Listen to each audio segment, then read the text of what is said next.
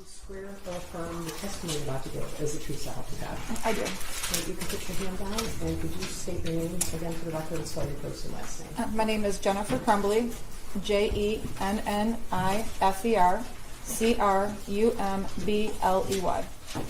You have been described by your attorney as a hyper-vigilant parent.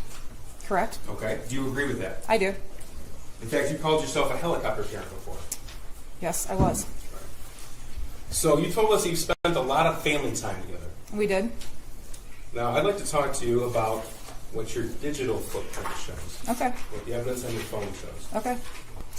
Now, it's true, you agree with me, that having horses is quite a time-consuming hobby. It can be. Okay? It was for you. It can be. And that's what you said yesterday? Yes. Okay.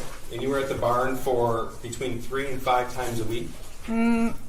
More like 3 times a week. 3 times a week Yeah. for a couple hours a trip? Correct. Okay.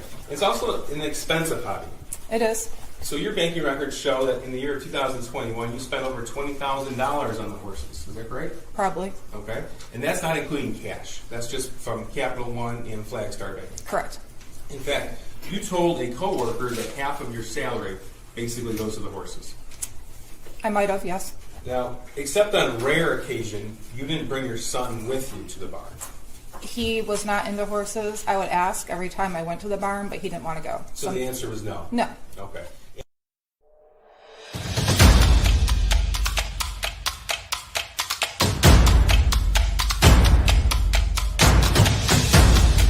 You are listening to the Roberta Glass True Crime Report, putting the true back in true crime.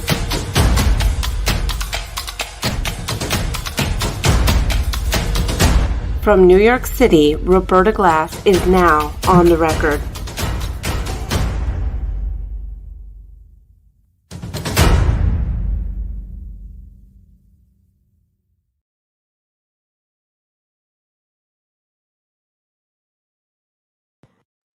Okay, I am back. Boy, that was frustrating. So, wanted to talk about Jennifer Crumbley and her trial. Now, she is on trial for second-degree involuntary manslaughter for her son's school shooting, which occurred on November 30th, 2021 at the Oxford Valley School in Michigan, Oxford Valley, Michigan. And we've never seen a case like this. The jury is out for deliberation. And they came in, they had a question, and it's a fool's game determining a jury. But if I had to guess, I would guess that there are a few holdouts, and I would guess that the majority would be voting to convict. I would think. And whether we're going to get a hung jury or a full acquittal or a conviction, who knows at this point? It's a terrible, terrible thing to try to predict which way a jury will go. I was very neutral at the beginning of this trial. I was waiting to see the big evidence. I couldn't even tell from the prosecutors and the defense's opening statements whether there was real evidence of neglect. Because what we're really talking about here is neglect of essential safety duties as a parent. So not only did she know that, meaning Jennifer Crumbley knew that her son was unwell, sad, had one friend who moved away, was taken from him, and he was very upset about that. But he was making drawings of school shooters. She's like, and you'll see in this cross, she'll say, well, I thought he was drawing Batman. Come on, Jennifer. And they give him a gun, and that's the big present he gets, a gun for the shooting range, but they don't lock it down.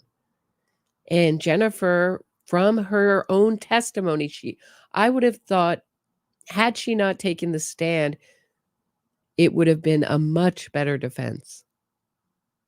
Foolishly, she decided to take the stand, and that's where I really turned around to feeling that a conviction might be appropriate for her, much more appropriate for her. She doesn't know any of the names of her kids' friends, and she seems to be committed to living in a fantasy world.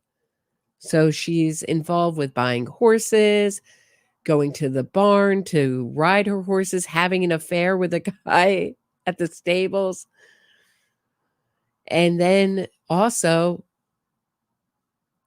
using her phone to find more people to have an extra marital affair with, to join them. So really living a life where it seems like I don't want to deal with the stressful things of life, like parenting. I want to deal with totally the fun things. And so she's on the internet buying a horse, drunk. Really, anything to escape her humdrum life. And we've seen what I was pointing out before my computer totally crashed was that I've never seen a defendant change appearances like this. And is this, so not only does she probably put on 100 pounds plus, she doesn't seem to want to brush her hair, wash her hair for court. So are we seeing a manipulation? Is this image that she's presenting in court an image, a vie for sympathy? I've totally fallen apart. Look at my looks. Look how pitiful I look, how matronly I look. Very odd. And she has a very odd defense attorney who represented Larry Nassar, the USA Olympic gymnast doctor who preyed on young Olympians, gymnasts, and non-Olympians, young gymnasts who came to him for help with their injuries. So wanted to look at Vinnie Politan's show on Court TV, and he has two very split, two people, two lawyers going different ways in opinions on Jennifer Crumbley. And I thought we'd take a look at that first before we get into her cross-examination, which I found so damning. Allowed to walk out of that courtroom. Let's take a listen. My job here, our job, that I believe we have done, is to meet our burden to prove that Jennifer Crumbley is guilty of 4 counts of involuntary manslaughter. The burden is high. I told you that during jury selection, but we embrace it. My understanding is Karen McDonald, this prosecutor, used to be a judge. And I believe that we have met that burden. It wasn't even an hour. It was around an hour after the shooting took place. She's on her cell phone. She's looking to see if it's on the news, she said. We also know that there were deleted messages. We don't know when she deleted them, but we know there were messages deleted after the time of the shooting, from the time that the phones were seized later that night. He asked about the gun, and you heard what she said, what they both said. It was hidden. It was hidden. She read the text message. Oh, he said he loved me. And she reads the text message. And then she said, I texted him, I love you back. It was 49 minutes later that she texted, I love you back. And it was after she already knew that he was the shooter. Right. And what you'll see with these text messages is he's begging for his mom to respond to him. And her answer is, well, the cell coverage at the barn is really bad, but she's sending pictures and receiving pictures back and forth at the barn all the time. So that is a very 2009, 2008 excuse, but pretty much now in 2021, when this happened, this crime, horrible crime happened, it's not such a good excuse. Pretty much everywhere has cell service, and if it doesn't, you just have to walk a few paces before getting cell service again. So not a great excuse. And always the same pleas. Pay attention to me, answer me back, help me, get me help. All ignored by Jennifer Crumbley. These are all pleas from her son. Get me help. Respond to my text message. All ignored by Jennifer Crumbley. So really what the question here is how far is bad parenting or neglectful parenting? When does it spill into being criminal and negligent in this case? And I think that's probably where the jurors have to decide. She doesn't say what the text after that is. She leaves that out. The text after that is, Ethan, don't do it. She doesn't say, well, we were at the school, but he was also caught searching bullets that night, the night before. She doesn't say that, and I told him, don't worry about it, just don't get caught. She doesn't say that they had just purchased the weapon and it's not secure. What do they say? The very first time they are asked about what Jennifer Crumbley's asked, where was this gun? The very first time, what does she say? It was hidden. She does not say there was any locking mechanism at all, and neither does James. It was hidden. You're at the police station. Your son's in the next room. You know the murder weapon was the weapon you just purchased for him. And when you're asked where it was, you say it was hidden. Not 3 hours after her son shot and killed 4 people, and he's already in custody, and it's already clear that he is probably never, ever, ever going to be out of prison for the rest of his life. She's texting, don't judge me based on what he did. I need my job. Right. She's trying to keep her job. And that's what you see is this total self-interest from the mother in this trial. And it's very interesting that she had a private lawyer that she paid for, Shannon Smith, and her son was left to use a public defender. And it's notable that he killed 4 people. Madison Baldwin, age 17, Tate Meyer, age 16, Hannah St. Juliana, age 14, and Justin Schilling, 17 years old, in addition to injuring many other people. Her explanation for that, she was in planning mode. Those words on that paper helped me. She walked out of that school within 11 minutes, didn't so much even address her son. She did not give him the help that he wanted.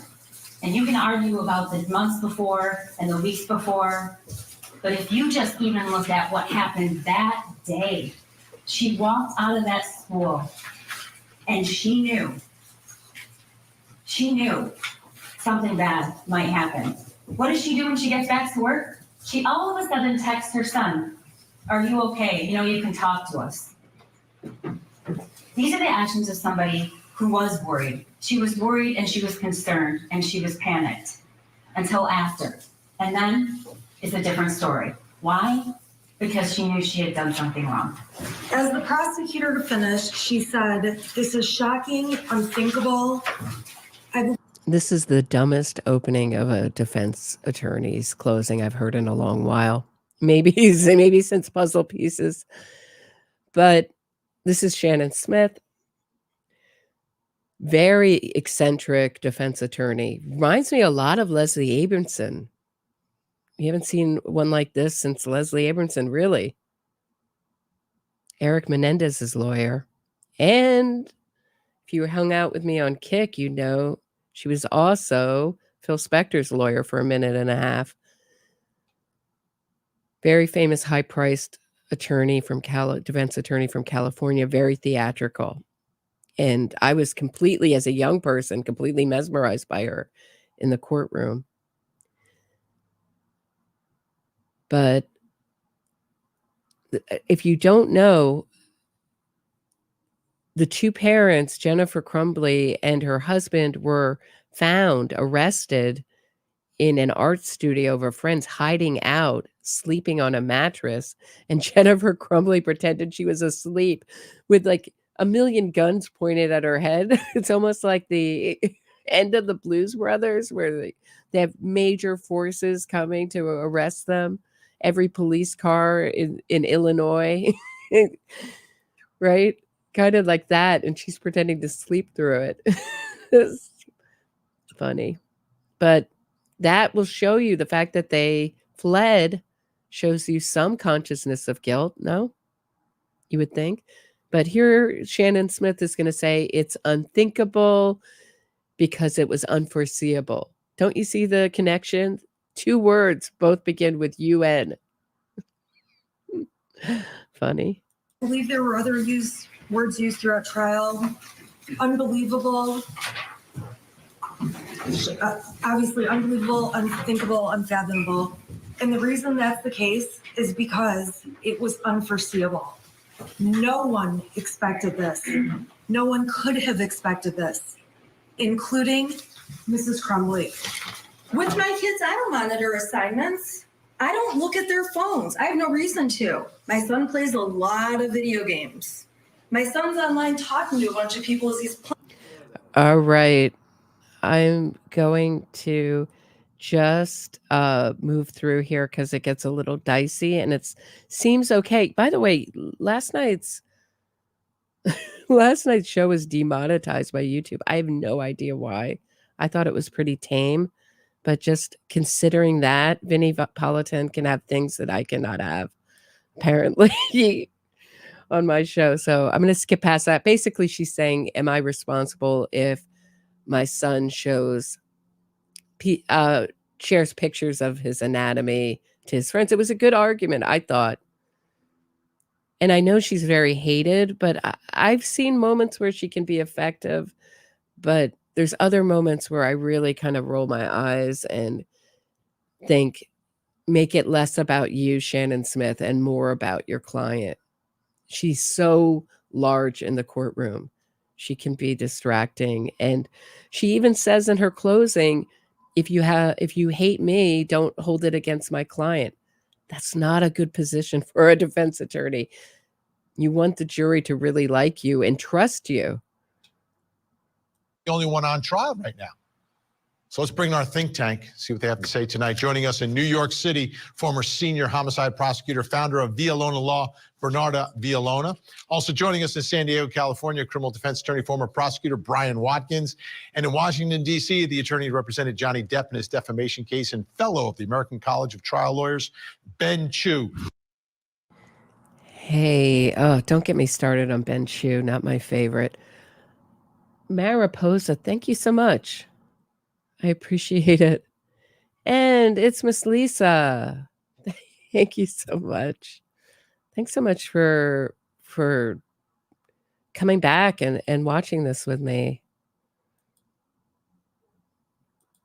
Appreciate it. Okay, Bernarda, your thoughts here. Foreseeability, gross negligence, etc. The facts are tough. Not great parenting taking place here. Not great counseling in the school taking place here. What are your thoughts as we sit here tonight and the jury's going to be coming back on Monday to start deliberating? This is a difficult case. This is a difficult case for those jurors, for those 12 jurors that are going to have to reach a verdict. Because, Vinny, I think this is a case where they're not just going to focus on what happened inside of the courtroom, what evidence was presented inside of the courtroom. I truly believe that these jurors know that their decision is one that's going to be heard across the country because it is a case that is unprecedented. And also to know that they are part of that same community where those 4 children were killed. So they know that their decision is going to be one that's going to be talked about for years to come. And they know that they're talking about 4 kids that were killed, but also how much liability do we put on the parent, especially when the parents are the ones that provided the firearm. So I think this is going to be tough, Vinny. I don't know where it's going to fall. You may end up with a mistrial, a hung jury in this case. Brian Watkins, murder cases, it's a little more black and white, right? You either committed the murder or you didn't. Here we're delving into the world of foreseeability, gross negligence, actions, inactions, liability is kind of seeped into all of this, which is a lot closer to Ben's civil world that he lives in. So what are your thoughts here, Brian, as this we heard the closing arguments and the jury's got to make a very difficult decision here? We're talking about policing parenting. That is huge. Are we going to go into the south side of Chicago and start rounding up parents because they have such a gang problem? Teenagers are being shot all the time. You knew your kid was a gangbanger. You saw the bandana in his room. You saw his clothing that he wore. You know, you saw his friends that he hung out with. And now I'm thinking as he says this, that doesn't sound like such a bad idea. Is that terrible? Is that terrible of me? Would that cut down on gang violence? I don't know. But I understand that there's some debate in the chat going on. I can see it both ways. But in this case, I'll just tell you how I moved on it. I moved towards the prosecution during her cross, and we're going to get into it in a second. I just want to play this little. There's just a little. He'll explain his position, and we'll hear the opposite side, and then we'll get into her cross. Are we going to start rounding them up and putting them in jail? Policing parenting, that is tough. And the bottom line here is, you know, to see, never would you imagine, even if the signs are there, as a parent, you're sort of blind because you would never imagine your child doing something so outrageous as a school shooting. I mean, as a parent, you're required pretty much to never think that your child will do something so. Wait, how are you required as a parent? Does that mean as a parent, you just love your children so much you see beyond their flaws? Because that didn't seem to be the situation with Jennifer Crumbley. She seemed to not know her son at all. So crazy. This isn't a school fight. This isn't, you know, taking a gun and shooting one boy that beat him up. I mean, this is a random school shooting of innocent kids. No parent is ever going to say that their child would ever have the capability of doing that. That's, you know, it's tough. And I don't know that we can police parenting. You know, it's tough. And, you know, the evidence that they have are text messages. And the problem with text message evidence is that there's no tone to the text message. The prosecutor reads his own tone and his own inflection into the messages. And we don't know what's really behind the messages. We don't know what phone calls and what was said verbally that accompanied the text messages. So it's a tough case for the prosecution. And I got a real problem with policing parenting. You know, that's a great point you bring up about, you know, gangbangers, right? If you know your child's in a gang, do you now have a responsibility to do something? That takes it to a whole different place. Now that takes it out of the realm of the school shooting issue, but it seemingly would apply to that situation, that standard. Ben? Yeah, when you've gotten close to victims' family members and you see the devastation, you get close to it, it's hard not to be like, yeah, maybe people who have children who take lives, maybe when there is extreme gross neglect, maybe there is a case to be made. Who knows? But I can definitely see it both ways. It's a really tough call. In this case, why it's so fascinating to so many is because it's not cut and dry. There's a lot of issues because it will be a precedenting building case. But I'll tell you where I where I felt as if I were a juror, where I would have been moved to. I mean, not to know one of your kids' friends' names. Oh yeah, he had a lot of friends that year. A group of friends. He told me he hung out with a group of friends. Really? You don't know one of their names? Come on. That really grabbed me. That's like, come on, lady. But she knows everything about her horse. And Chu, you live in this world of civil liability, and you know the standards and things we're talking about here, gross negligence and foreseeability, are not that common in the criminal context, but that's what this case is about. What are your thoughts tonight? Well, Vinny, I may be in the minority here tonight. They say bad facts make bad law, and these facts are horrific. And I think the prosecution did a really good job of getting in facts that really make the defendant look awful. The affair, saying that her son had never sought help when we saw that he did. Just a lot of things. The obsession with the horses and spending all this money on horses, sending 14 messages after the incident before she even mentioned her son. I think the totality of circumstances is going to be such that the jury will find her guilty. And I do think that it's a dangerous precedent. I do think there's a slippery slope here, but I think the facts are all there for the jury to find her responsible. Yeah, and that may be why this is the case that becomes the first one, because of the particular facts associated here. All right, everyone staying with us the whole hour. Up next. All right, that's all I wanted to show. Just how divided, how really this is not an easy call. I know a lot of you who find her guilty are going to be like, it's easy. Come on, you watch the trial. But knowing how this is going to be implemented, but they didn't lock down the gun, guys. That seems basic, very basic. So let's look at her cross. This is the thing that got to me. And I know we saw a little of it in the opening, but it goes by very fast. Listen to what she spent her money on and her time on and her knowledge of her son here. That's me about to get as a true self. I do.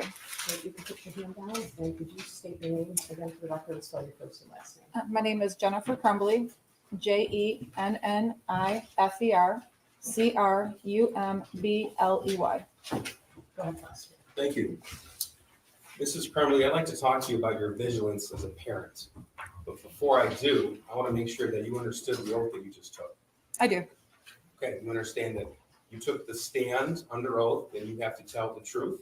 I do. You understand that was the rules yesterday as well? Correct. All right, we're going to come back to that. Now, you have been described by your attorney as a hyper-vigilant parent. Correct. Okay, do you agree with that? I do. In fact, you called yourself a helicopter parent before. Yes, I was. So you told us that you spent a lot of family time together. We did. She was a helicopter parent. She was just hovering over the barn, the horse barn, not the child. Now, I'd like to talk to you about what your digital footprint shows. Okay. What the evidence on your phone shows. Okay. Now, it's true, you agree with me that having horses is quite a time-consuming hobby. It can be. Okay? It was for you. It can be. And that's what you said yesterday. Yes. Okay. And you were at the barn for between 3 and 5 times a week? More like 3 times a week. 3 times a week, Yeah. for a couple hours a trip? Correct. Okay. It's also an expensive hobby. So as someone who's changed my mind on so many cases, I'm just going to ask that you be respectful to everyone's opinion in the chat, even if it's not yours.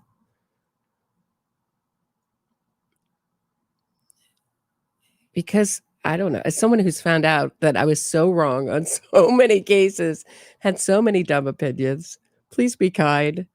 to people, and you can really even, I don't know. I find I learn stuff when I really open up my ears and listen to what other people are saying. It is. So your banking records show that in the year of 2021, you spent over $20,000 on the horses. Is that correct? Probably. Okay. And that's not including cash. That's just from Capital One and Flagstar Bank. Correct. In fact, you told a coworker that half of your salary basically goes to the horses. I might have, yes. Now, except on rare occasion, you didn't bring your son with you to the barn. He was not into horses. I would ask every time I went to the barn, but he didn't want to go. So the answer was no. No. Okay. And at least as far as your horses being boarded with Kira Pennock from June of 2021 to November of 2021, your son never went with you. Is that correct? I think he went once when my in-laws were in town and we met them at the barn. Okay. But there was nothing stopping you from taking him. No, he just didn't want to go. Okay. It's a family atmosphere. It can be. Okay. Like the Halloween party that you had, that was for families. Yeah, most of the kids there are young. I have met children whose mothers are professional horse people. My best friend from the 4th grade, his mother teaches dressage. And both my best friend and the other people I've met who have parents who are horse people tend to not learn how to ride, tend to not want to deal with anything horsey. I don't know how it works out like that, but very seldom have I seen, at least in my life, sure some people know some people who has passed down a love of horses from the parent to the child. But my experience is that usually they reject it, don't want anything to do with it. Okay. In the winters, you were on ski patrol as well. Correct. Okay. And that can be a bit of a time-consuming hobby. It can be. All right. And you would be on ski patrol between 1 and 2 times a week? It's a total of 10 hours a week. 10 hours a week. Okay. So how many days? I did doubles on Saturdays, so 1 day a week for me. Okay. So you told this jury yesterday, you depicted your affair with Mr. Malash as a one time a week meetup at a Costco parking lot. Is that your testimony? Correct. Okay. But it wasn't just that, was it? No. Okay. In fact, there are numerous photographs sent to Mr. Malash. Okay. Yes or no? I'm sure there was. Okay. Numerous messages exchanged with him. Correct.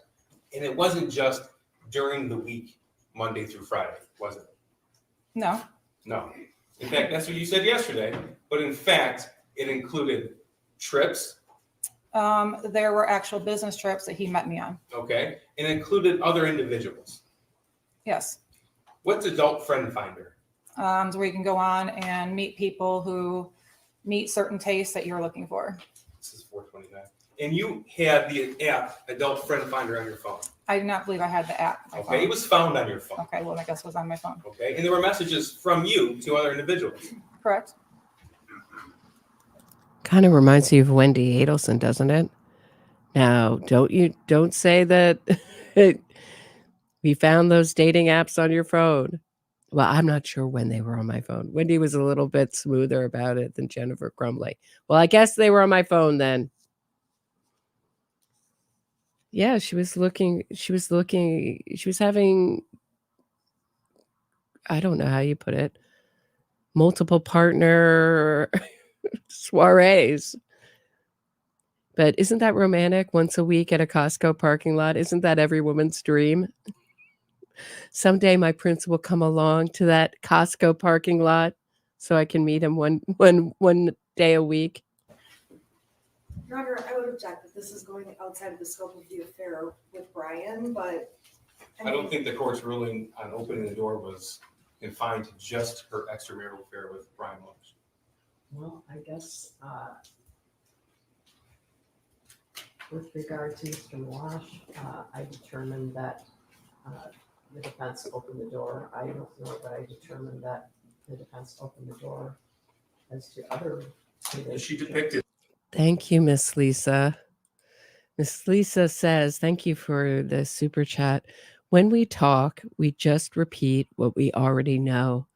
It is only when we listen that we truly learn. Wise words. Yeah.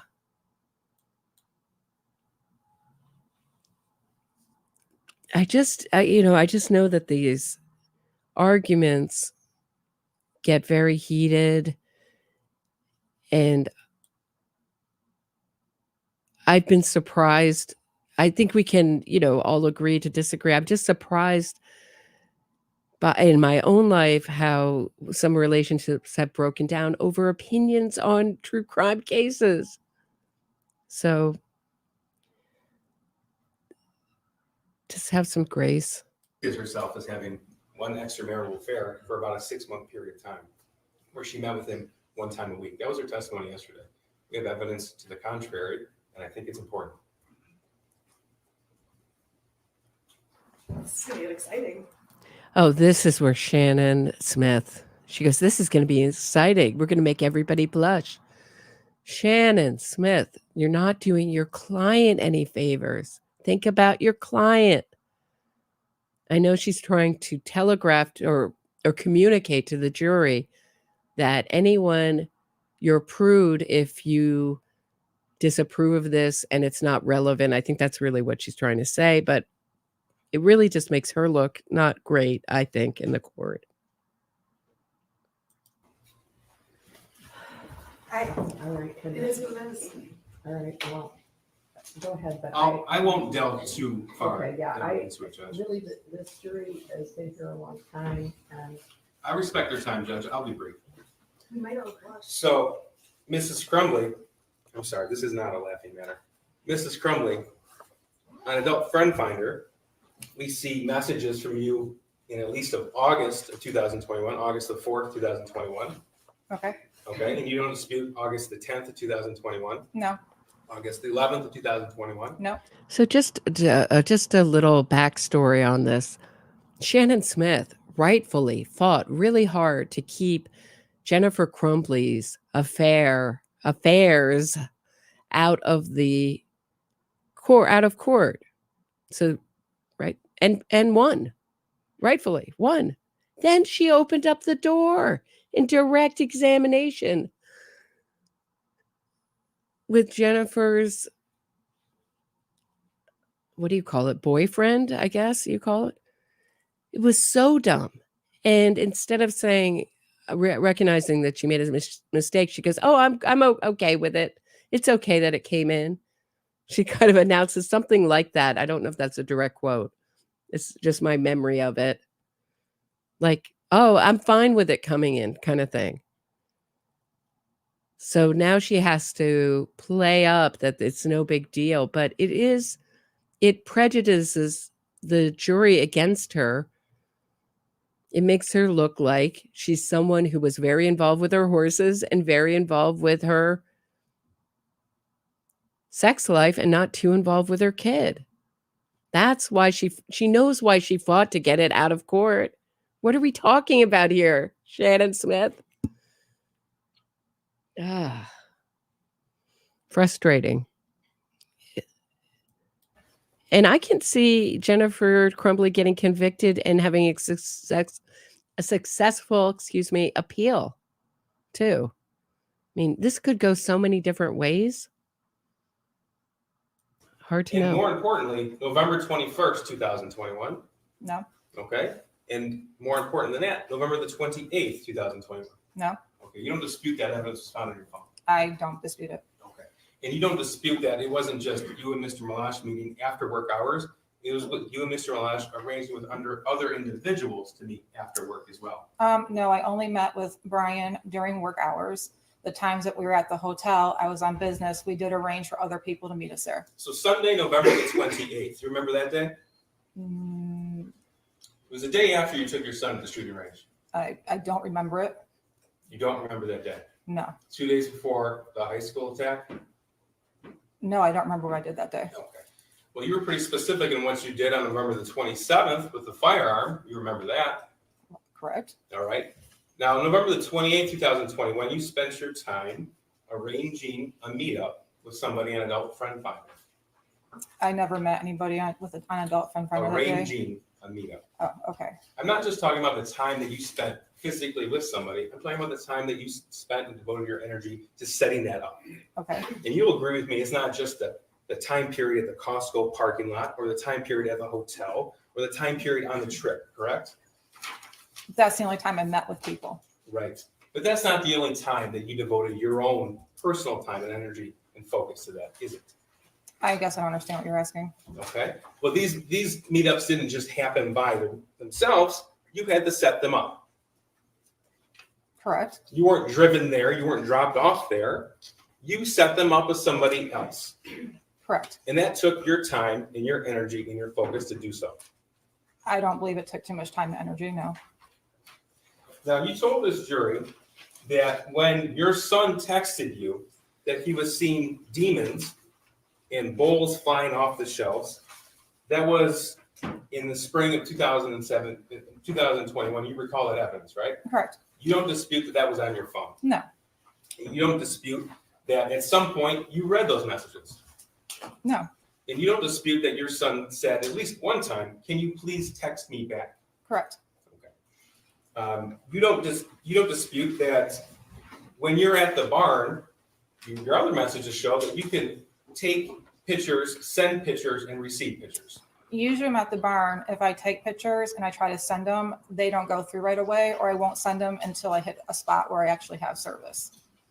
So in Exhibit 423, the Facebook message chat between you and James, the chat that you deleted, there are a number of pictures that James sent to you from the barn of a horse in a conversation about that particular horse. Do you Okay. dispute that? No. Okay. And in fact, dozens and dozens of pictures.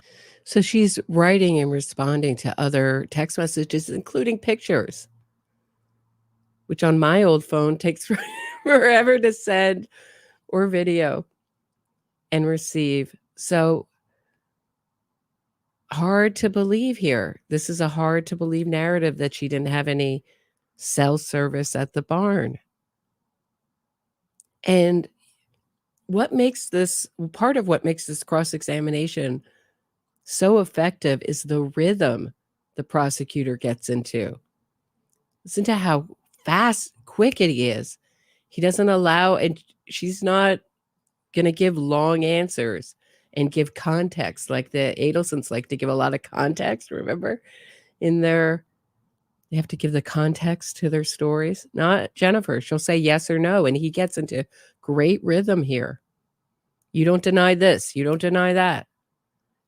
Very, very easy to paint a very stark picture of Jennifer Crumbley's parenting. Pictures of the life. I'm sure, yes. You're sure, okay. And those pictures were sent to you with a timestamp on that Facebook message chat. Okay. Do you dispute that? No. No. Okay. And then you responded in that same time frame. Do you dispute that? No. No. So that conversation with that picture that was taken at the barn was occurring while one of you were at the barn. I'm sure it was. Okay. Now, you don't deny that your son wrote in his journal that he asked his parents for help. You don't deny that evidence that was admitted. No, I don't. Okay. And you don't deny that he wrote in his journal that he now had access to the 6-hour 9mm handgun. I do not deny that. And you don't deny that the 6-hour 9mm handgun was in fact a murder weapon. I don't deny that. And you also don't deny that that gun was gifted by you and your husband to your son on November 26th. Describe gifted.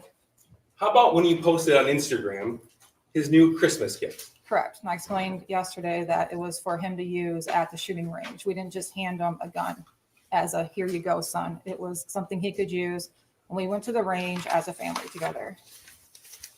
You don't deny that in April of 2021, you described your son as being depressed. Why did he need his own gun? And why did you think the gun was the most appropriate gift?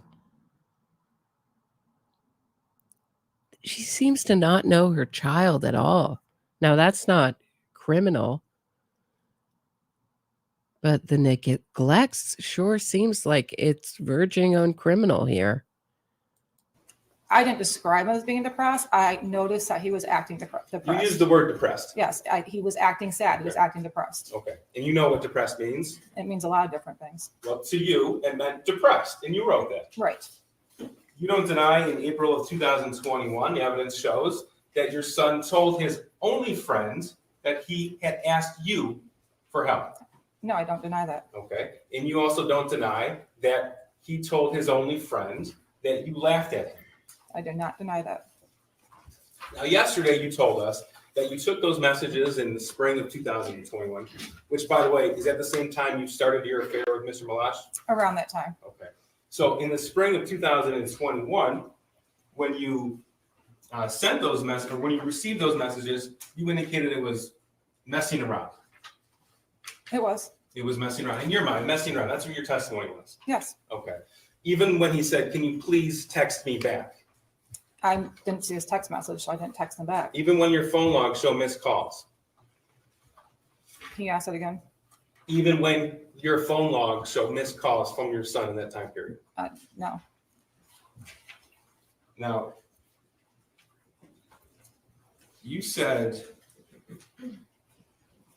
yesterday about these messing around texts. You agree with me that there's no indication in any text message, either between you and your son, or any Facebook message between you and your husband, in any of those exhibits, in fact, anywhere on your phone, that indicated that any of those messages were a joke?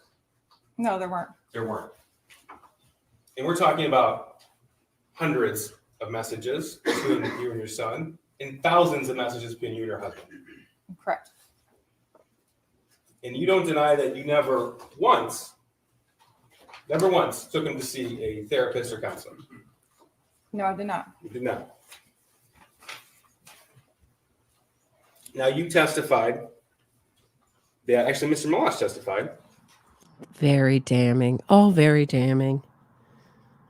I mean, and it goes on and on and on. I don't know how long I'm going to play this, but probably a little bit longer, just so you get the feel of it. But it's one damning fact after another.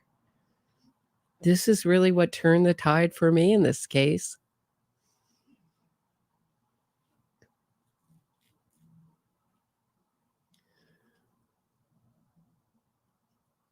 LadyLex.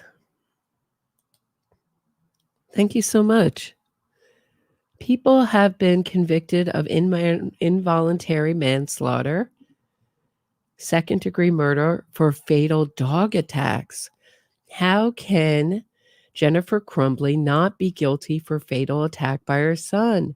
Reckless disregard of the risk. And you would think, and if you would, this all came up with Columbine because that was so much was ignored there when they went to one of the parents' homes. It's reeked of gasoline from bomb making. And Dylan's mother, when she was asked if her son was interested in guns, and she goes, "Oh yeah, he's obsessed with guns," and then she walked it back. And now I really get upset with her with her lectures, making herself the victim and saying it was all her son's depression. I'm not buying it. So, I mean, you would think at least civilly that they would be facing civil lawsuits if this criminal lawsuit didn't come up first.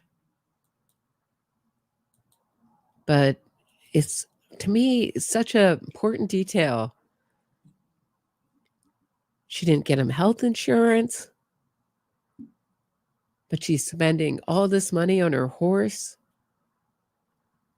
And to me says, I agree with you, LadyLex. To me, it says she's living in a fantasy world that she wants to live in. Anything that has to do with reality. And when they were caught in their friend's art studio. So meaning when they were arrested, the parents, Jennifer Crumbley and her husband, they were in their friend's art studio, and she pretended to be asleep. So to me, that is the image that is symbolic of this whole case. I'm pretending not to see what I don't want to see, what I want to focus on, what I want to focus on my attention on. My son is such a disappointment to me and shows me it's all her own narcissism, really. Shows me all my own failings. I don't want to look at him, don't want to deal with him, don't want to answer his texts or his phone calls, don't want to even pay the money for his health insurance. Just man up and deal with it. Man up and deal with pay for your own. The state can pay for his attorney. I'll pay for mine. And we see this so often in these innocence campaigns of these convicted killers. The parents will join in. They know their son or daughter is guilty, but they can't deal with the shame. So they join in. They go into full denial mode. They join in on these ridiculous innocence campaigns. I mean, the worst part for me, one of the worst parts is when she said the drawing looked like Batman. Look at that drawing. Tell me if Batman comes to mind.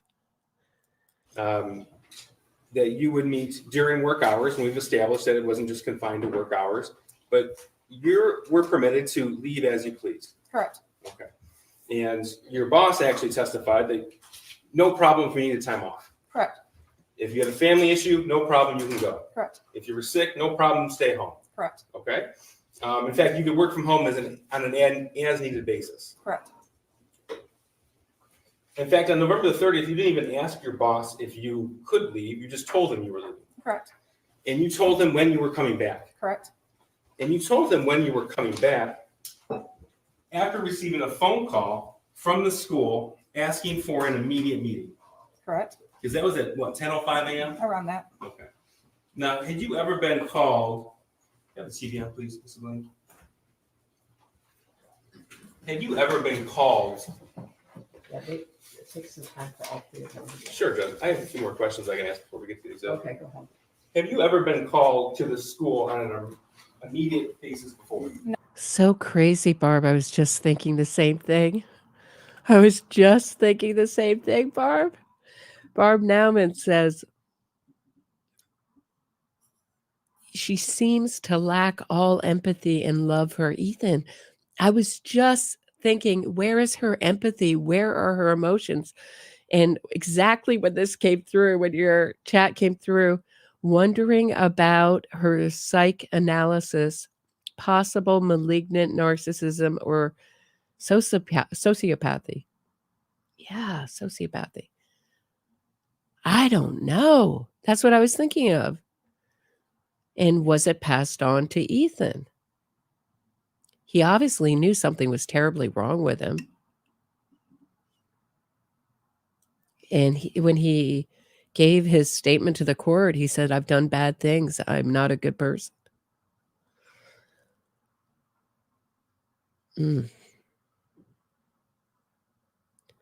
But I also wonder if that friend hadn't been moved away from Ethan as one friend. We're social animals, humans. Would this have happened? We need connection. But her steely demeanor does not help her. And other people would say she's stoic.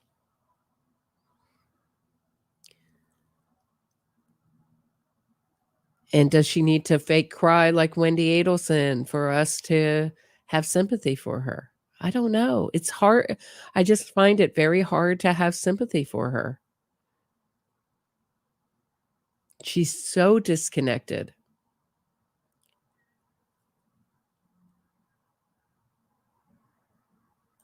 No, Have you ever been told that your son had suicidal ideation before? I was never told he had suicidal ideation before. Okay, that's your testimony.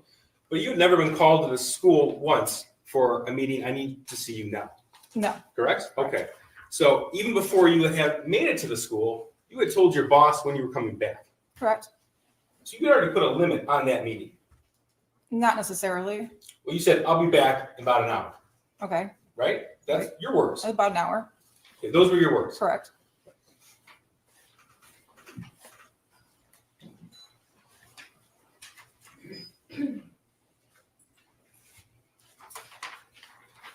This is Exhibit 74. Do you see it? No, she doesn't. Oh. It's not on here. That's.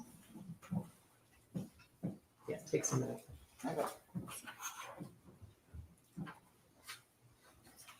Is it? Yeah. Can you see it? Yeah. Okay. This was sent to you. So Sean Hawkins called you at 9:24 in the morning, correct? Correct, Okay. You called him back at 9:27. correct, You had a 5-minute phone call. correct. And then in that phone call, he texted you the picture with it was drawn out, and he emailed you this original picture. Yeah, he texted me the modified one and then later emailed me this one. Later is at 9:32. Yeah, like after I asked him for it. You looked at it. I did. Okay. You told us yesterday you found it, I think your quote was a little concerning. What struck you about this? Originally, when I saw the modified one, I was kind of angry at my son because we just talked about his missing assignments in geometry and his E the night before. I was kind of angry about his missing assignments. Did you guys see this? Hold on. I want to go backwards. I just wanted to see the picture. Does that look like Batman to you? I guess some people could see it and think Batman. But listen to, but do you see what's here? The thoughts won't stop. Help me. You see that? Up the middle top next to the figure, to our left of the figure. Does that look like Batman to you guys?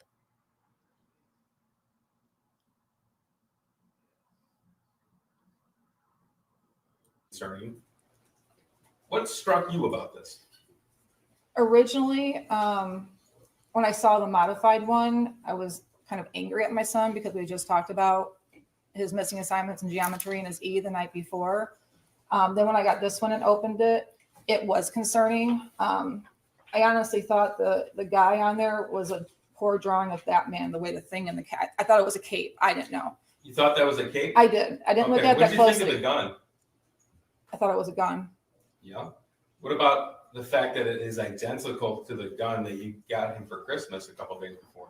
I mean, honestly, it's just like it looks like a gun to me. I didn't even notice. Well, you took a picture of the gun. Honestly, anytime anyone starts out a sentence going, honestly, I think you're about to tell me a lie. Honestly, I don't believe whatever is going to come out of your mouth next. Honestly, that always raises a red flag for me. Sandy Jeske says, that's not Batman, I'm Batman. Okay. Odd. But she goes, yeah, I thought it was a gun. She's sure it was a gun. So it doesn't really matter if it's Batman or a guy with a gun and holes in him. Help me. The voices won't stop is right next to it. Little concerning, no? But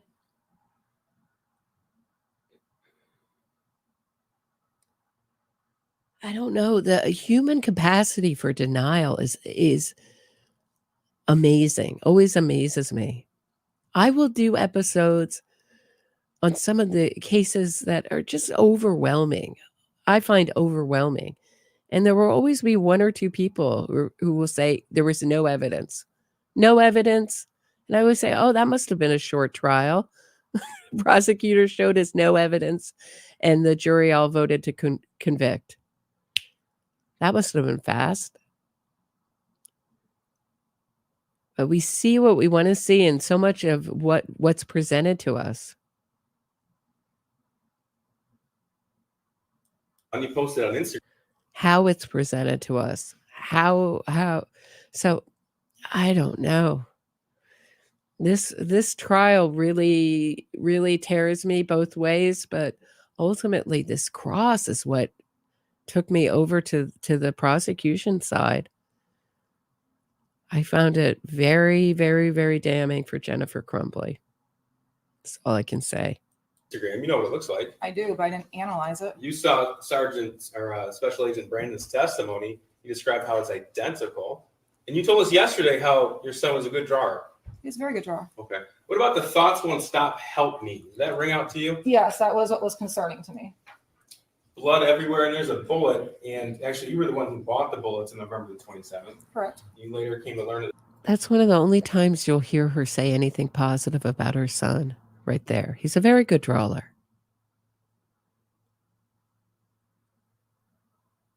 Not a good fact for you, Jennifer. If he's a very good drawer, why are you confusing? That's Batman. That's right next to help me.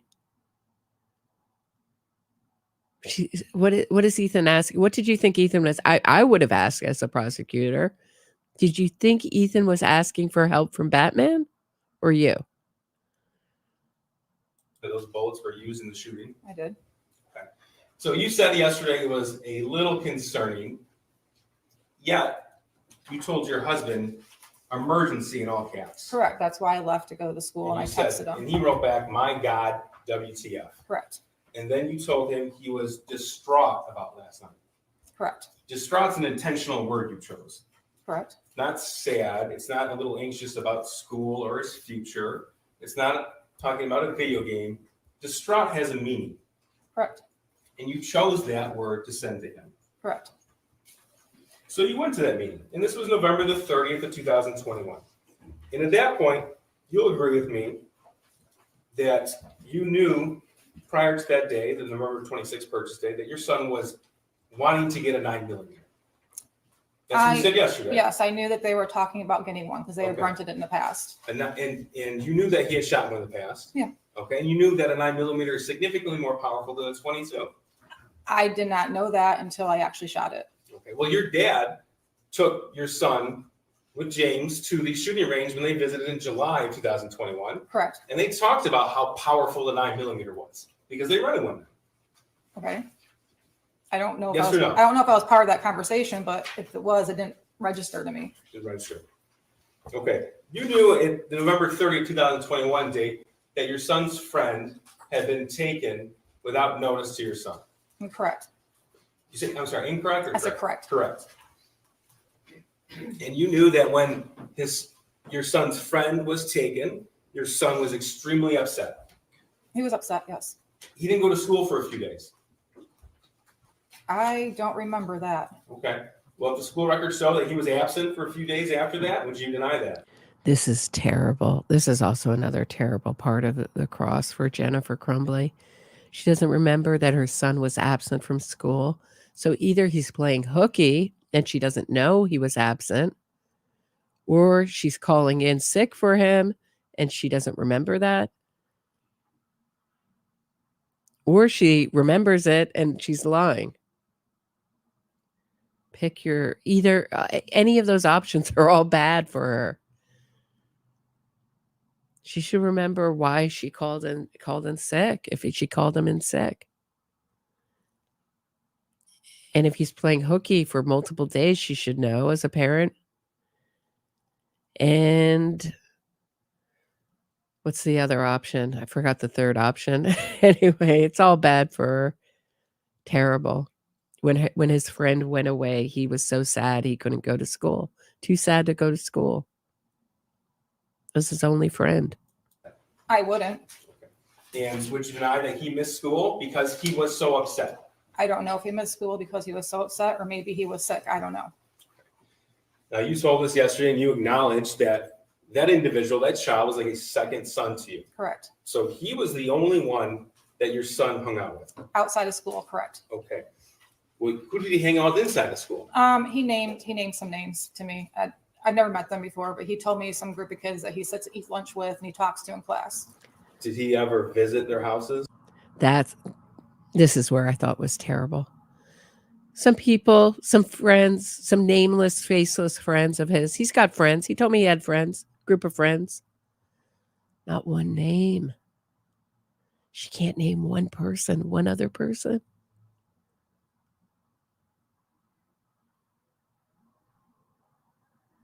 It just looks really bad for her. No. Did they ever visit your house? No. The only other peer to visit your house was this student who left the state around Halloween 2021. At that time, correct. We're talking about that time in October, in September, in at least August, July, June, May, all Of 2021. 2021, correct. 2021, thank you. Now, he left on Halloween, and you knew that your son was planning to hang out with him on Halloween, Yes. okay? But his friend didn't show. I had texted his friend's mom the day before trying to confirm if he was still coming over. And that's when we found out that he was driven to Wisconsin and taken to that school. Okay, so you're telling us you found out the day before Halloween? Yeah. Okay, but that didn't stop you and James from going to a Halloween party at the barn. I don't believe it was on Halloween. Oh, that's what Kira testified It to. was the Friday before Halloween. If there was a picture with a date stamp on it, would you deny it? No, Okay, and it didn't stop you from after you left that party without your son, you went to another Halloween party. we did. And your son was home alone at that point. Yes. So you talked to us a little bit about your son's hobbies in 2021.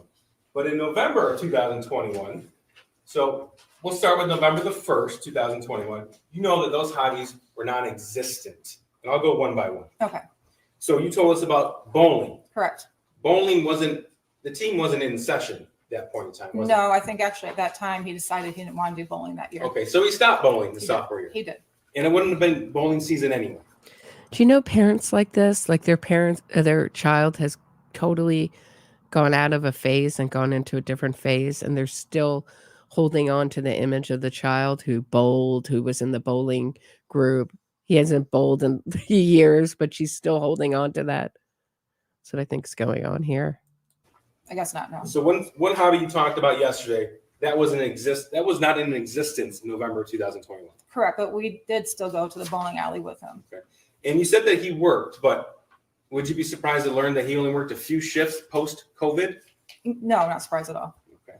So he wasn't at work every day? No, he worked Tuesdays and Thursdays and sometimes Saturday mornings. Okay. But not very often. No, not very often. A handful of shifts post-COVID, which of course, March 2020 is when things shut down. He was working on a weekly basis. And you knew that he didn't have any friends. That's not the right way to put it. I knew he had friends, but no, he did not have many friends. You had never met another peer his age who he refers to as a friend. He actually had friends that used to come over prior to 2021 that he was still in contact We with. went through defense exhibits yesterday from 2019 to 2020. I'm talking about 2021, at least from the time period where he sent you a message that he saw demons in the house. Right. In 2021, the only friend that came to our house was the one that was Right. on the thing. So you knew to be true in November of 2021 that he had no peer support. I don't know what he had in school. He had told me he had friends in school that he talks to. Okay. You never met him though. No. Okay. And he didn't have any clubs at school he was a part of. No, not that year. So you told us yesterday that your son wanted to design video games. Correct. Okay. He wasn't in a robotics club or a coding club at the high school. He did take a coding class prior to 2021, and he was in a robotics after school activity in middle school. Talking about in I'm 2021. just telling you, he's been in that before. Yeah, middle school. Middle school.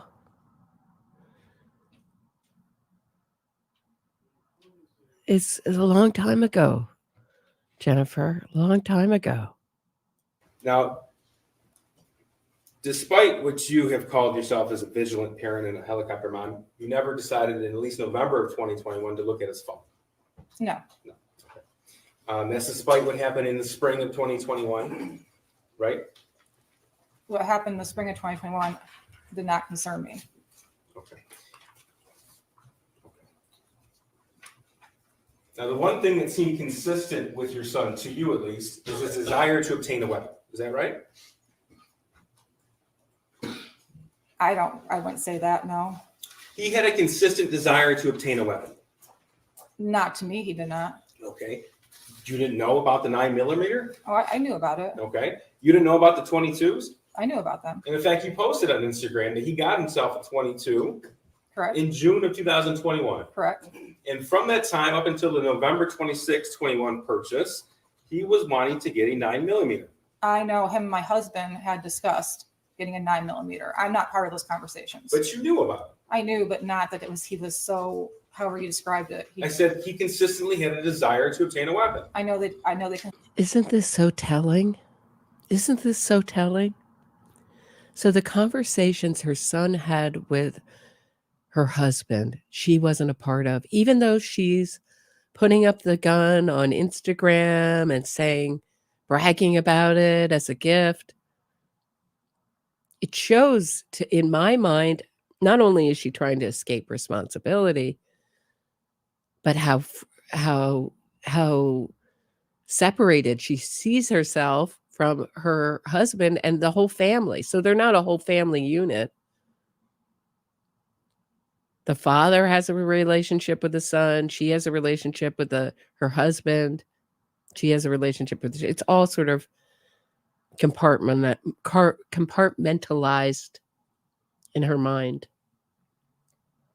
Isn't that convenient for her argument, though? But look at her face when she's confused as to why she should be seen as why her family should be seen as a family unit. Consistently talked about it, correct? Okay. Didn't just talk about this is a gun. He's talking about how he wanted the gun. You don't deny that. Oh, no. In November 26th, you said you weren't there for the gun purchase. No, it's not. Okay. But are you telling us you didn't know it was going to happen? I did not know they were going to the gun store that day. No. Okay. But you knew that you were going to eventually get him a 9mm. No, I did not know that. Okay. So you're telling us that was a surprise purchase to you? It was a surprise to me that they went to the gun store that day. Okay. It was not surprising to me that they purchased a gun that day. And it didn't upset you that it bought a gun? No, it did not. It upset you that it cut into your Christmas tree shopping time, but it didn't upset you that it bought a gun? Correct. Okay. And you told us that it was, in your words, James's responsibility to take care of that gun. Correct. Okay. Now, you don't deny that, at least according to the cell phone evidence, the photographic and video evidence, you're the last adult to have possession of that gun. Correct. Okay. You were with him at the range on November the 27th. Correct. You saw your son shoot the weapon. Correct. You saw him shoot the last practice round before the shooting on November 30th. At the range? Yeah. Yes, correct. You saw how he stood. Honestly, that didn't mean anything to me at that time until this whole case came about, and I've learned what a shooter's stance is. So He knew how to use the gun. yes, he did. Okay. He's used one before. In fact, he showed you how to use the gun. Correct. Okay. And the stance he took, you saw from the Oxford High School video, was the same. You saw that, right? I don't know. I can't compare it. I don't know. But you entrusted this responsibility. You agree with me that owning a firearm involves a great deal of responsibility and trust? I do. Okay. And you entrusted this responsibility to your husband, James. I did. If you look at Exhibit 423, that's the Facebook chat thread between you and your husband. It's pretty clear you didn't trust James with much. Would you agree or disagree? Depends on what you're talking about. Okay. Well, you didn't trust him to get out of bed on time. Correct. You didn't trust him to cut the grass when it was time to cut the grass. He would cut the grass when it got to a length I didn't like. I didn't trust him. You didn't trust him to update you on his whereabouts. There's a reason behind that. You didn't trust him to not turn off or turn on the Ring camera in your home. Correct. You didn't trust him to keep track of your son. Oh, I trusted him to track my son. In those messages that we'll see in Exhibit 423, asking him, where is your son, over and over and over again, does that signify trust or distrust to you? That was when my son was walking home from school. Not that I did not trust my husband with my son. Okay. And you didn't really trust your husband to hold down a job. It's not that I didn't trust him to hold down a job. He had a hard time holding down one after COVID. Okay. And in those messages, you are constantly asking him about work, how much money he's making, and what he's doing to obtain employment. Correct. Okay. But this is the person you entrusted with a deadly weapon. I did. Why couldn't they just lock down this gun? I mean, it would be one thing if he broke into the safe or something. Keep it at the horse farm. there, we'll never get near it. I don't know. Then there might have been something terrible happening at the horse farm. Gosh knows. So,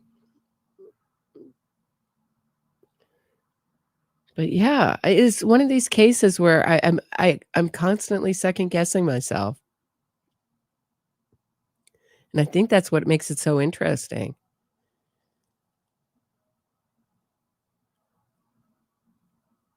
Where is the line? Where's the line between just bad parenting and criminally bad parenting?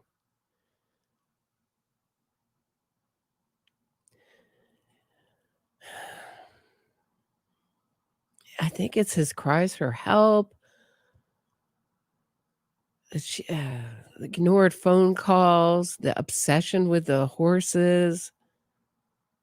Because she had no trouble focusing on the things that she wanted to focus on. I mean, one parent working and she's supporting a horse. I think she had two horses, one or two horses. She sold one, remembering back. And she wanted to sell this horse. Oh, Lord. She sold this horse afterwards, immediately. That was her concern. Why did you buy the Patriot defense rounds? Where are the? Oh, that's the ammo. That was the ones my son told me to purchase. I didn't know anything about it. I'd asked him, and he told me to purchase them. So you told the jury yesterday, I think you repeated it again today, that the gift was for target shooting only. Correct. Okay. Yet you bought 100 rounds of ammunition. Correct. And you only shot 50 while you were there. Correct. And those 50, at least according to some statements you made throughout the investigation, you put somewhere. The box of them, yes, I did. I hid them. Now, on November the 27th, when you came home, you posted pictures of the gun and targets to your Instagram account. Correct. And then, according to the location data, your location data, you left. I think this only went. Well, I don't know. I must have. Yeah. Okay, well, you don't deny that. I don't deny it. And your husband James was gone all day, according to his location data. I think so. Yeah. Okay. And you saw in the evidence that in the picture you posted, there's an ATF pamphlet on handgun safety for children. Correct. Did you read that? I looked it over. Correct.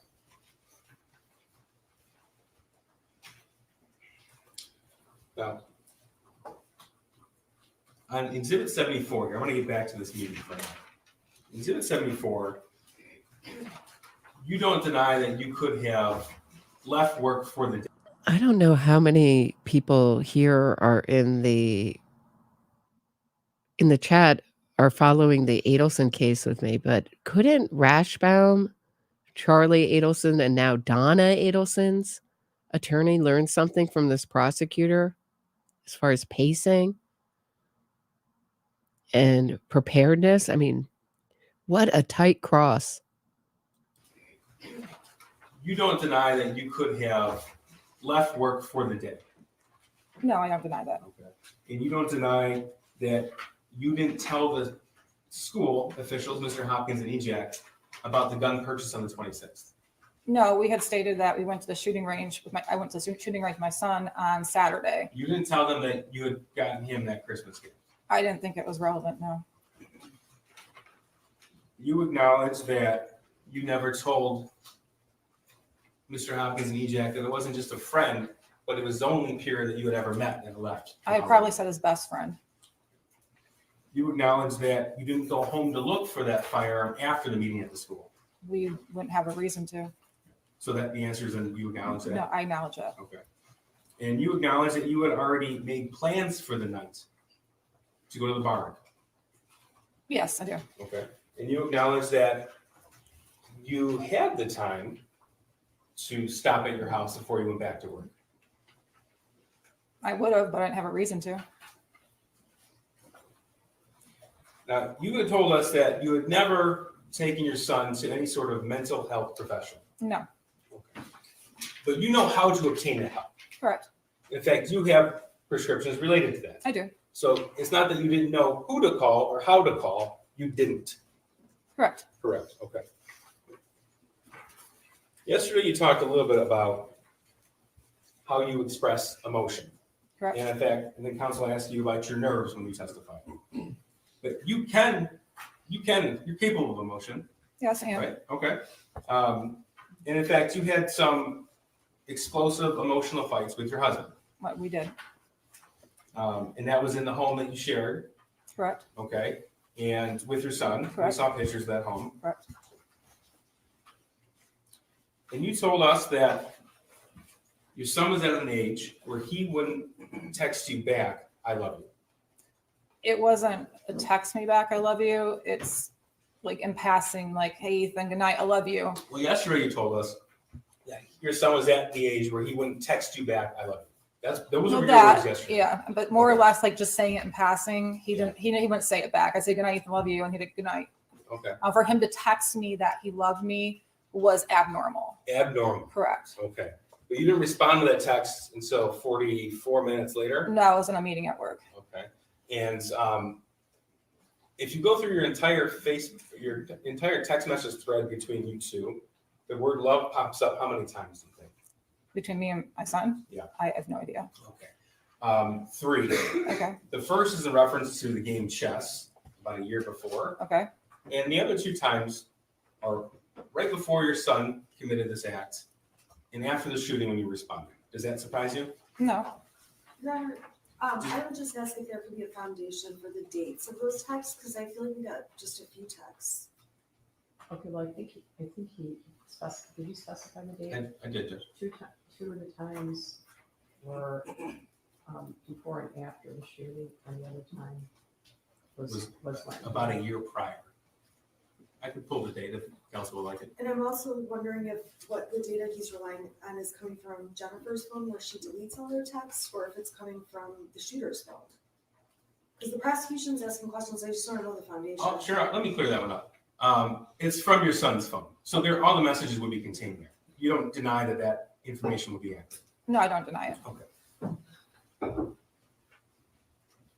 Now, What time period? you told us that Well, she said he asked if the chess one was a year earlier, and the other 2 were close in time to the shooting. the day of the shooting. Yeah, I know. I'm asking, Those have been admitted in evidence. do we know? Wait, what's the question? Okay, but he's asking about the text overall, which have not been admitted into evidence, and I don't know that the text chain has all the texts. There is no foundation that what Mr. Kayce is looking Judge, at. in cross-examination, All the texts. if the He's wit- asked if that, is that wrong? Would you argue with that? That's what he's asking. I mean, there are people. I know, she just doesn't know what. hold on, okay. counsel can't testify. Yeah, she can testify. Well, there are people that end every conversation with one of you. Yeah, Right? I'm with that. Okay, so, and there are people who don't, right? So he is asking what's normal for them, and would she be surprised that how many times they'll hear? Yeah, I'm just asking, I get that, and I get that it's not common. I'm just asking. what Judge, this is period- argument. I'm just Counsel can asking argue what whatever she wants to. period of text this is from. Well, you have redirect. Okay, well, she doesn't know what he's even basing these questions on. is How, my point. okay, Well, it is inappropriate for counsel to Okay, she suggest can that say, I don't know. she or does not know. She can say, I don't know, but she can also. Yeah, this is kind of crazy here.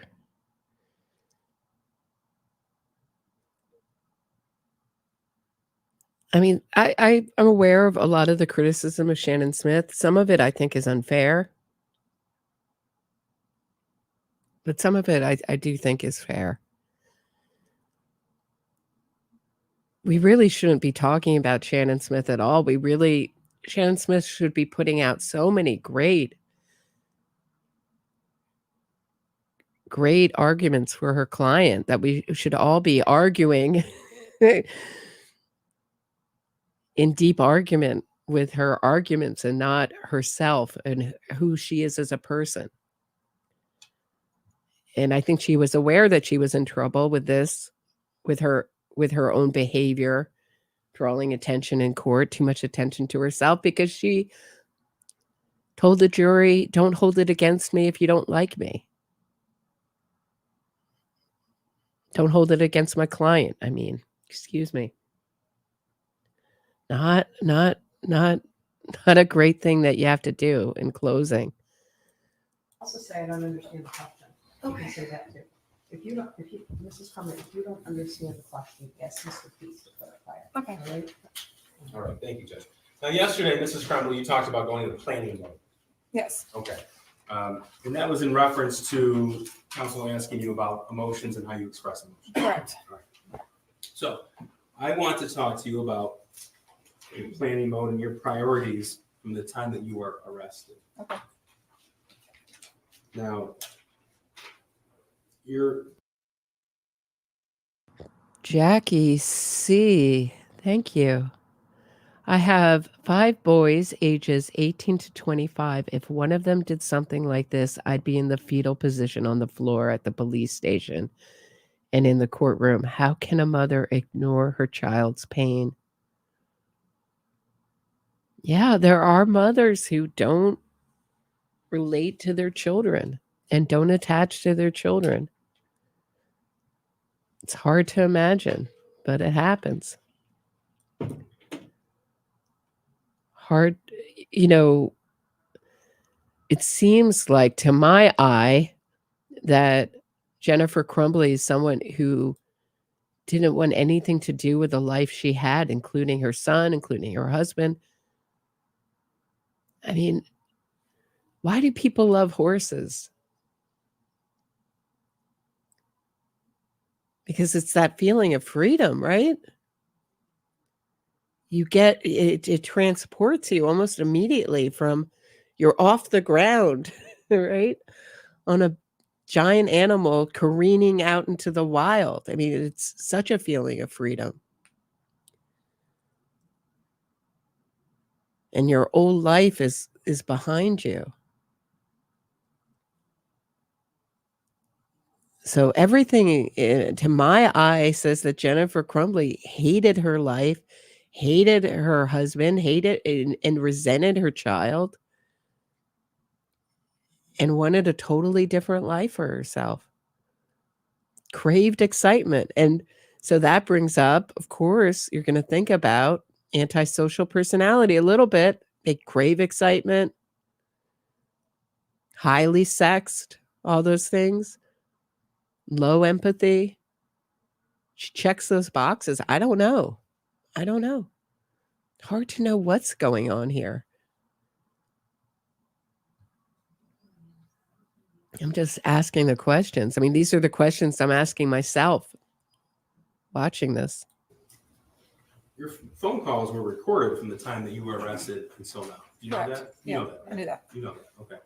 And your priority on your first phone call, December the 4th of 2021, was on your animals and the cash recovered from the art studio. Do you deny that? I don't deny it.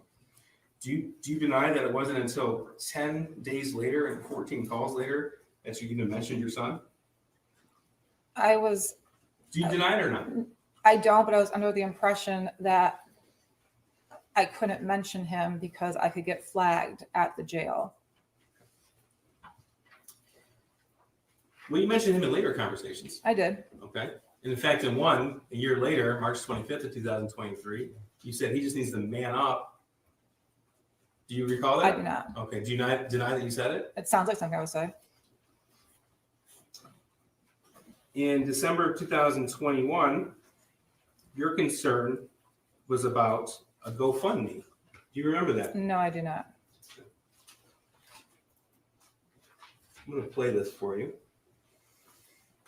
Ms. Williams, can you have the volume up, please? Is this submitted as an exhibit? This is impeachment, Judge. Very nice.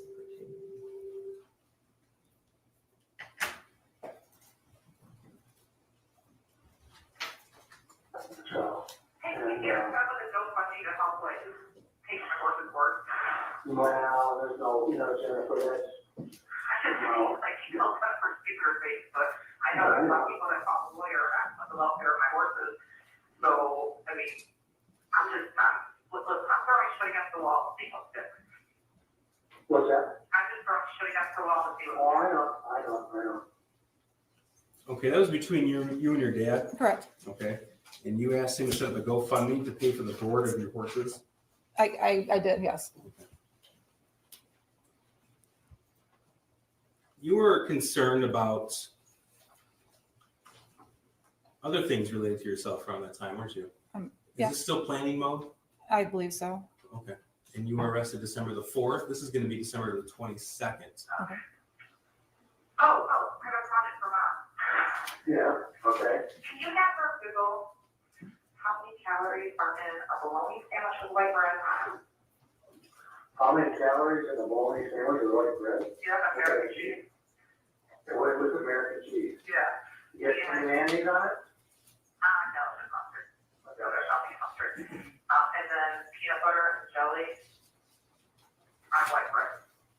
And peanut butter and jelly white bread, okay, so she's looking up bologna right now. Is that what your lunch and dinner is? For the most part, yeah, and the other stuff, my cereal now comes in an actual Well, container. American cheese, yeah, American cheese. And an apple and a banana. Because they really just carb loading me, and I want to make sure I stay at like 1,000 to 100 calories. No, I know bananas are 100 calories. Is it okay? What about an apple? Yeah.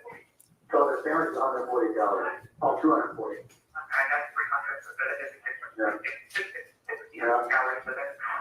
And then peanut butter jelly and white bread. Yeah. Still planning mode? Well, I wasn't planning there, no. Okay. Now we're talking about how you describe planning mode. You described that in context to statements you made to the police on November the 30th, 2021.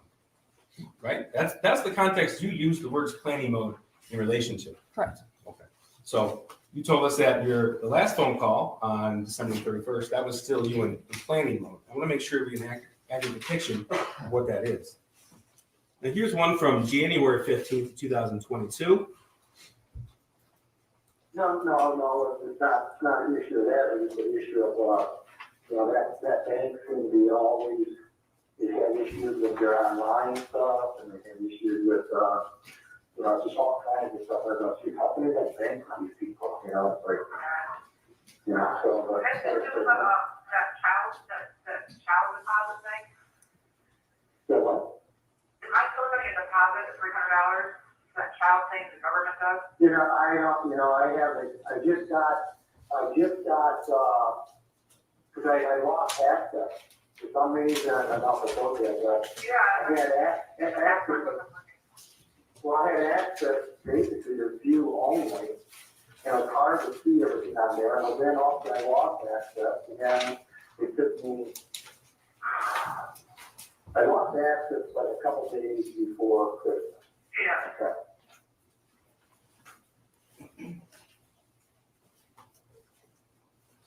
Okay. Is that still planning mode? We were talking about filing my taxes if you played the whole thing. You were asking about your child tax Correct. credit. You're still going to get that $300. My dad was doing my income taxes for me.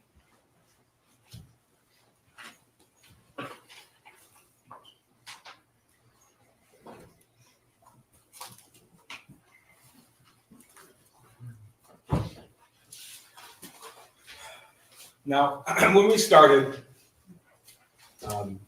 we confirmed that you understood the oath that you just took. Correct. And the same oath you took yesterday. Correct. Okay. And you don't deny that you had $6,000 in cash in your purse the night you were arrested. No.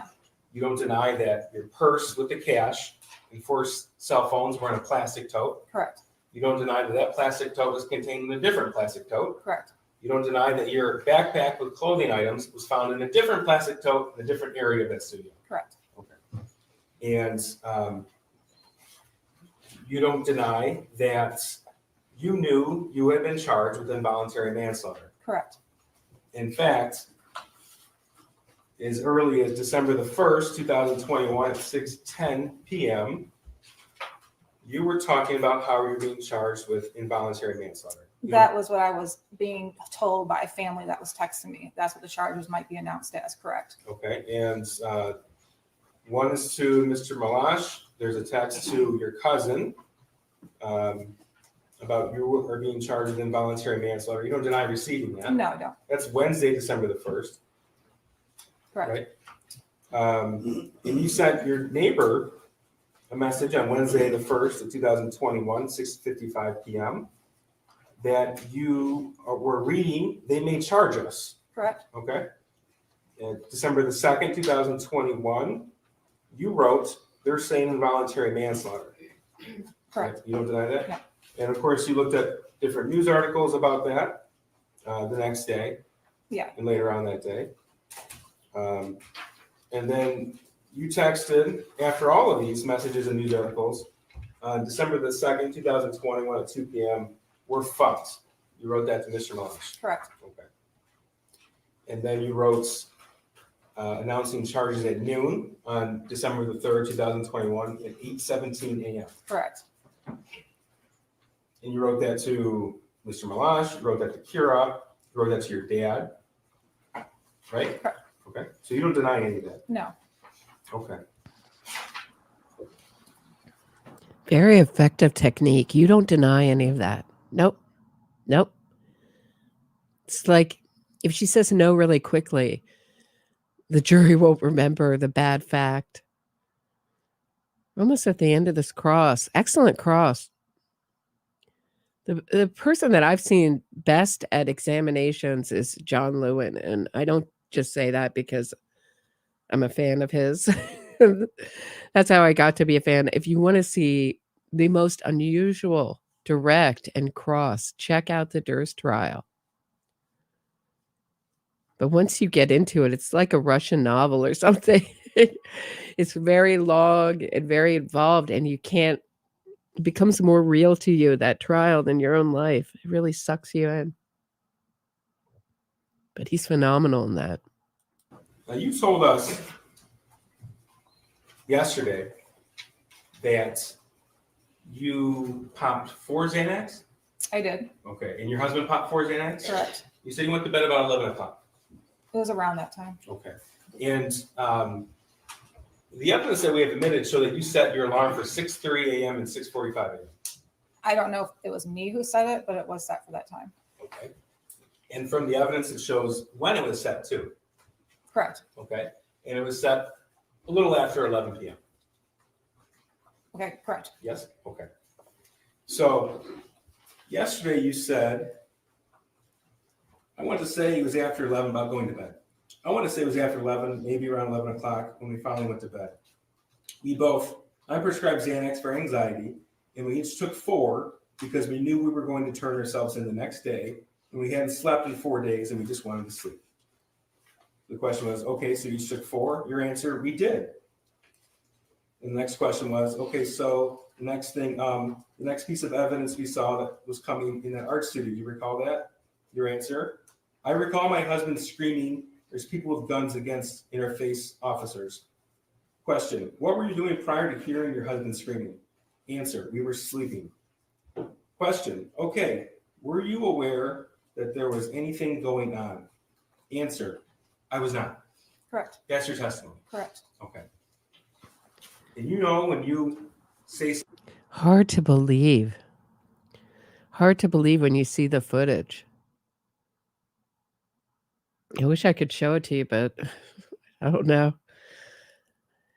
I think I'm a little gun shy.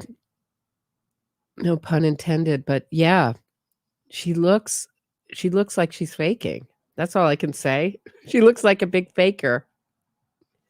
Hard to think that anybody, save maybe some kind of Michael Jackson home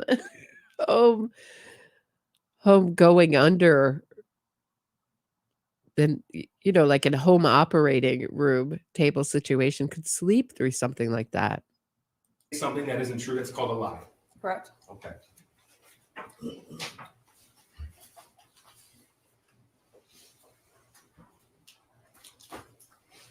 This is going to be exhibit 430. Council does have a copy. Is it The entire thread. perfect? No There you objection. Oh, thank you. Does the court have a copy? Is this today's? Yes, Judge. Okay. Any objection? No, Okay. Mrs. Crumbley, you knew the police were there. Were these admitted? Thank you, Judge. Not until I woke up, no. Not until you woke up. Correct. Okay. Now, we heard testimony yesterday, or throughout the trial, that 911 was called at 10:43 p.m. You recall that? Yeah, I saw in the video, correct. Okay, and on the video, the first officers arrived before 11 p.m. Correct. Okay. And either you or your husband, we couldn't tell from the video, but you tell me, was it you or your husband out there smoking? That was my husband. Okay. So your husband walks in shortly after the 911 caller walks in the building to call 911. Correct. That was on the video. Correct. Okay. And officers arrived. And then we've heard testimony from Mr. Kirtley, who had a studio there. We heard testimony from Sergeant Hendrick, who was in the fugitive apprehension team, as well as Corporal Shaw with the Detroit Police SWAT team about the amount of officers there. Correct. You recall that? I do. And you recall hearing the testimony that Corporal Shaw's team, their SWAT team, they actually used a 35-pound steel ram to bash in a door at the studio next to where you were at. You recall that testimony? I do. Okay. And your testimony was that you were asleep when the officers arrived. Yes, I was. Okay. But you had an alarm set for 6:30 in the morning on your phone, and that phone was found powered off, hidden in a tote, contained in a different tote, in a place away from the bed. Correct. You don't deny that? No. All right. And there are certain messages in 430. I'm going to go through them with you. This is actually to your attorneys. At the time, you had two attorneys. Marielle, this is Jennifer's phone. James and Jennifer are using Jennifer's phone now. That's it. December the 3rd, 2021, 6:04 p.m. Do you recall that? I don't, but I don't deny it. Okay, you don't deny it. Okay. Your next message, the other phone broke. That's December the 3rd, 2021 at 6:04 p.m. The response was, when you can, we would like for you to call us. That was from either Ms. Smith or at the time co-counsel Marielle Lane. Correct. Your response, I'm sorry, this is from Marielle. Thank you. Shannon is calling you both shortly. Okay. At the top it says to and from. I'll make sure I identify for the record. From Shannon, Marielle and I are going to come get you guys in the morning. We do not think it will help to make a statement that you're coming back now or that it will be tomorrow a.m. We can say that we told everyone you were coming back, and as of tomorrow a.m., you are back. That's Friday, December 3rd, 2021, 7:02 p.m. Correct. Right? Okay. So that's after James had already moved the car around and backed into the parking spot. I believe so. All right. From Shannon, we can show them that everything we said was going to happen did happen. That's Friday, December 3rd, 2021 at 7:02 p.m. Right? Right. Your response, okay, that's at 7:03 p.m. From Shannon, I'm going to drive home from my office right now and call you guys. Thank you, Jen Lux, for becoming a member. Welcome to the crew. A slice of banana bread for you. So back to this. This is really the end. But I think she's pretty much been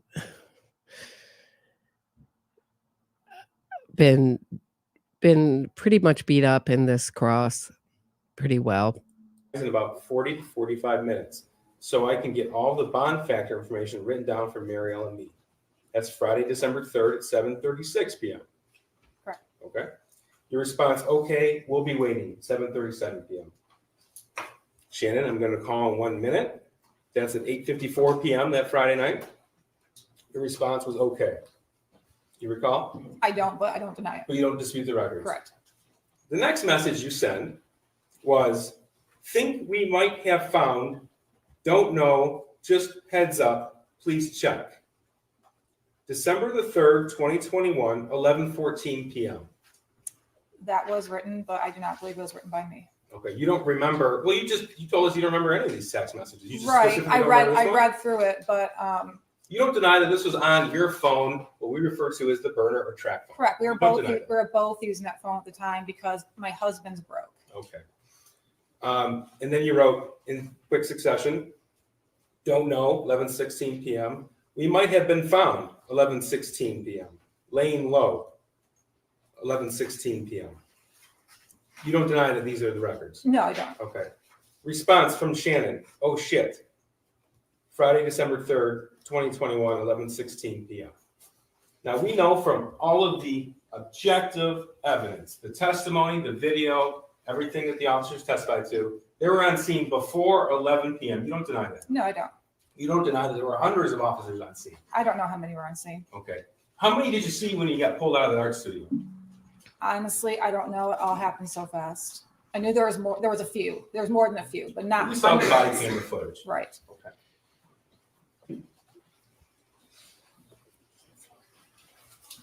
Yeah, again, my mind goes to the Blues Brothers then, the Blues Brothers with just a mass of police cars. I do want to make a point so everyone's aware. This exhibit was just made admissible this morning. Correct. Okay. So we actually just received it this morning, and when you testified yesterday, you didn't know this exhibit was going to come into evidence. Correct. Okay. I want to talk to you now about the night before the shooting. Okay. November the 29th, 2021. You had testified that you got into a fight about grades with your son. Correct. Okay. Is that because you checked Power School? Yes. Okay. During that fight, did you lock your son out of the house? He did not. You don't deny that he was outside of the house? He did. He did walk out of the house. He was upset. Okay. You told us that you took his phone. We did. That's not true, is it? That is true. On We took November the 29th, 2021, your son filmed a 19-minute video while he was outside describing what he was going to do the next day. What time was that taken? 10 o'clock. I don't know if he got it back. I know we took the shooting range away and we took his gun away. So I don't know if he got it back. Okay. Now, all of the times that you were at the barn, there was nothing stopping you other than you told us he didn't want to go, right? Correct. There's nothing stopping you on November the 30th, 2021 from taking him home. Correct. Nothing stopping you. You know, actually, I want to go back to what you just said. You took his gun away. We took the shooting range away. You said you took his gun away. No, I said we took the shooting range away.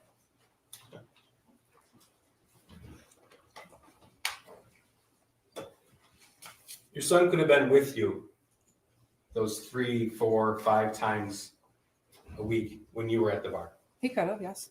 Your son could have been with you on those times when you were with either Mr. Malash or somebody else. No. In the weeknights, he could have been with you after school, after work. I wasn't with Mr. Malash at those times. Okay, the other individuals then. I wasn't with them either at those times.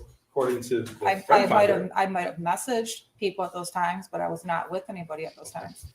he could have been. Oh, she looks even worse by fighting. You know, my boyfriend introduced me to this concept that it doesn't matter so much sometimes what's true as what it looks like. And she looks like she's argumentative and defensive.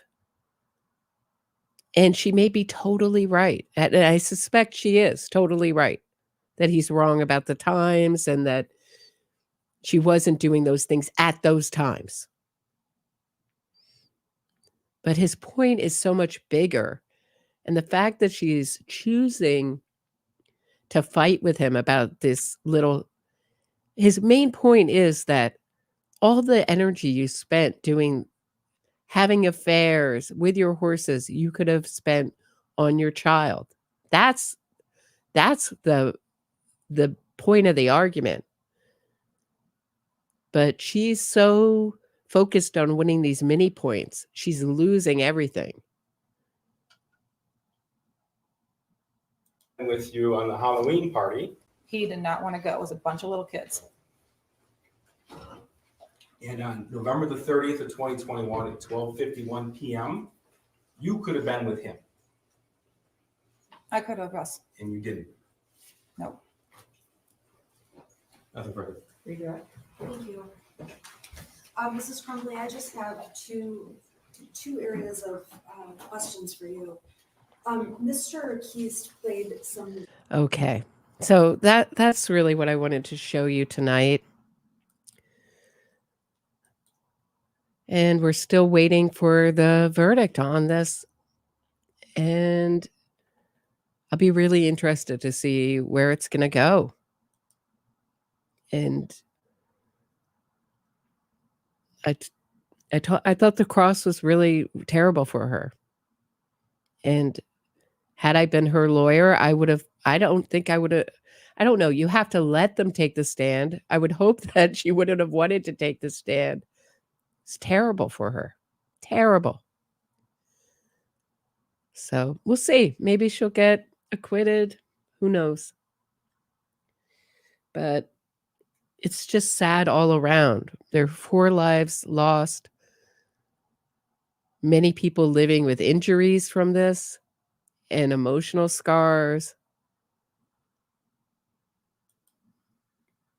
So not a story with a happy ending, any silver lining at all.